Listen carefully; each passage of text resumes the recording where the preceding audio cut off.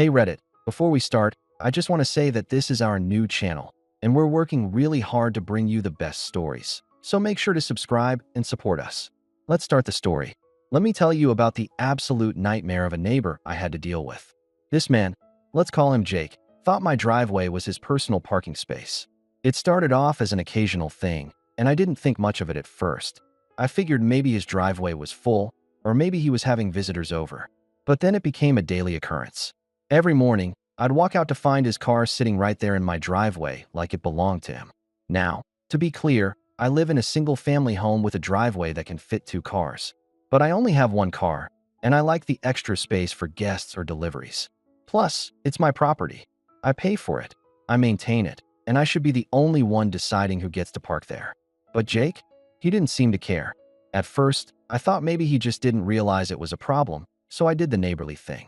I knocked on his door and politely asked him to stop. His response? A half-hearted, "Oh, yeah, sorry about that," followed by a dismissive wave. The next morning, his car was in my driveway again. That was the moment I realized this wasn't just forgetfulness. This was sheer entitlement. I decided to escalate slightly. I left a note on his windshield, explaining once again that he was parking on private property and that I didn't want to have to take further action. Did he care? Nope. The next morning, I woke up to find his car in the exact same spot, my note crumpled and tossed onto my lawn. Now I was mad. I confronted him again, this time a little more firmly. I told him he was trespassing, that he needed to move his car, and that if he didn't, I'd have it towed. He had the audacity to laugh in my face. "What's the big deal? You've got space," he scoffed. "It's not like you're using both spots." That was it. That was the moment I knew I wasn't dealing with a reasonable person. I was dealing with someone who thought he could just do whatever he wanted because he didn't respect other people's property. If he wasn't going to listen to polite requests, I'd just have to make sure he had no choice but to stop. The next day, I called a towing company. I had no idea how quickly they'd arrive, but luck was on my side. Within an hour, a tow truck rolled up, hooked Jake's car, and hauled it away.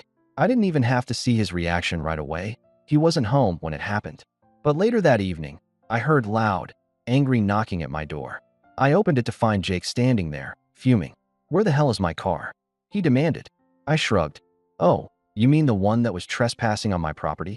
"Yeah, I had it towed." His face turned bright red. "You can't do that," he yelled.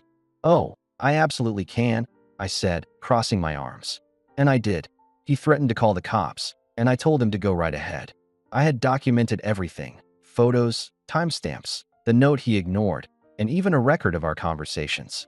If anything, I welcomed the police getting involved because I knew I was completely in the right. Jake stormed off, slamming his door so hard I thought the hinges might break. But that wasn't the end of it. The next morning, he was back, this time with an even pettier move. Instead of parking in my driveway, he parked right at the very edge of it, just enough to make pulling in and out a hassle for me. I knew he was trying to provoke me, but I wasn't about to take the bait. Instead, I came up with an even better plan.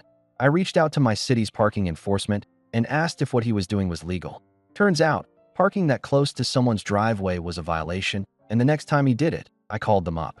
They ticketed his car right in front of me while I stood on my porch, sipping my morning coffee with the biggest grin on my face. Jake was furious, but what could he do? He couldn't argue with city regulations. But, being the stubborn idiot he was, he still didn't learn his lesson. The next day, he parked there again. And again, I called parking enforcement. Another ticket. After 3 days of this, Jake finally seemed to get the message. He stopped parking near my driveway altogether. I thought I had won. I thought the battle was over. But oh, how wrong I was. A week later, I woke up to find that someone had egged my car. I had a very strong suspicion of who was responsible, but I had no proof. So instead of confronting him, I did something even better. I installed security cameras. Not the cheap kind. Either, I went all out.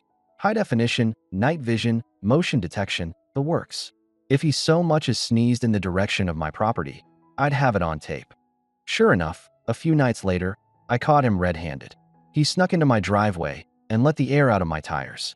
I watched the footage, grinning, because now I finally had the proof I needed. The next morning, I didn't say a word to him. Instead, I walked straight to the police station and filed a report. I handed them the footage, and within a day, an officer was knocking on his door. I didn't hear the whole conversation, but I did see the look on Jake's face. He looked absolutely defeated. From that day forward, Jake never so much as glanced in the direction of my driveway. His car stayed parked in his own spot where it belonged. And as for me, I finally got my peace and quiet back. But the best part? A few months later, Jake put his house up for sale. Whether it was because of me or other reasons, I'll never know. But I like to think I had something to do with it. And that, my friends, is how I got rid of the most annoying neighbor I've ever had. A few weeks passed after the police paid Jake a visit, and for the first time in what felt like forever, I actually enjoyed pulling into my own driveway without dealing with his nonsense. He kept his distance, barely even making eye contact whenever we crossed paths. It was a welcome change, but something in me told me this wasn't over. Jake was too stubborn, too entitled to just let things go. He might have backed off for now, but I had a feeling he wasn't finished trying to get back at me. And sure enough, I was right. One evening, just as I was settling down for the night, I heard a loud bang outside. At first, I thought it was just some kids messing around in the neighborhood, but then I remembered, this wasn't just any neighborhood. This was a place where Jake lived, which meant anything was possible. My stomach twisted as I grabbed my phone and pulled up the live feed from my security cameras. And there he was, standing right by my mailbox, looking around nervously. He had something in his hand. It only took me a second to realize what it was, a baseball bat. My jaw clenched as I watched him wind up and take another hard swing, smashing my mailbox into pieces. The metal crumpled, the wooden post splintered, and my blood boiled. This guy just didn't know when to quit. I watched as he quickly jogged back to his car, glancing around to make sure no one had seen him. But the fool must have forgotten about the security cameras. Every single second of his little tantrum was caught on tape. At this point, I was beyond done with him. I had given him chance after chance to be a decent human being, but he had thrown every single one away. The next morning, I drove straight to the police station, armed with my security footage. The officer at the front desk recognized me from the last report I had filed, and as soon as I showed them the video, they knew this was serious. Vandalism wasn't just some minor parking dispute, it was a crime. And this time, Jake wouldn't be able to laugh it off. Later that day, I was at home when I heard loud knocking at Jake's door. Peeking through my window, I saw two officers standing outside. Jake opened the door looking half asleep, probably thinking he was going to get off with another warning. But the moment he saw the officers' expressions, his smirk faded. They told him exactly why they were there. I couldn't hear every word, but I caught enough. Destruction of property, evidence, and consequences. At first, Jake tried to deny it, waving his hands and acting like he had no idea what they were talking about. But the second they mentioned the footage, his whole demeanor changed. His shoulders sagged, his face paled, and for the first time since this whole mess started, he actually looked worried. There was no way out of this one. He was given a hefty fine and ordered to replace my mailbox. And to add to his humiliation, one of the officers stuck around to make sure he actually did it.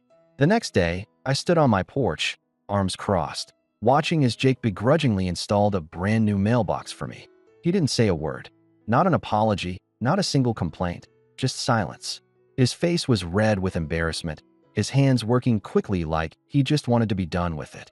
I could practically see the anger simmering beneath his skin, but this time, he had no power. I had won. And then, just when I thought this was finally over, something even better happened. A few days later, a for sale sign appeared on Jake's front lawn. I almost couldn't believe it. Was he really packing up and leaving? I watched closely over the next few weeks, and sure enough, moving trucks started pulling into his driveway. He wasn't just leaving, he was getting out for good. The day he finally moved out, I happened to be outside, watering my lawn. He looked over at me for the first time in weeks, but there was no smug grin, no cocky attitude. Just a defeated man loading the last of his boxes into a truck. I gave him a little wave, just to rub it in. He didn't wave back. Instead, he climbed into his car, the same car that started this whole mess, and drove off without a word. A few weeks later, the new neighbors arrived. And let me tell you, they were a complete breath of fresh air. The first day they moved in, they actually walked over, introduced themselves, and asked if they were parked okay. I almost laughed out loud at how different they were from Jake. They even brought over a small basket of cookies as a way of saying hello. It was like the universe had decided to reward me for putting up with all that nonsense. As I stood there, looking at my brand new mailbox, my perfectly clear driveway, and the peaceful neighborhood I had finally gotten back, I knew one thing for sure. Jake had messed with the wrong person, and in the end, he paid the price for it.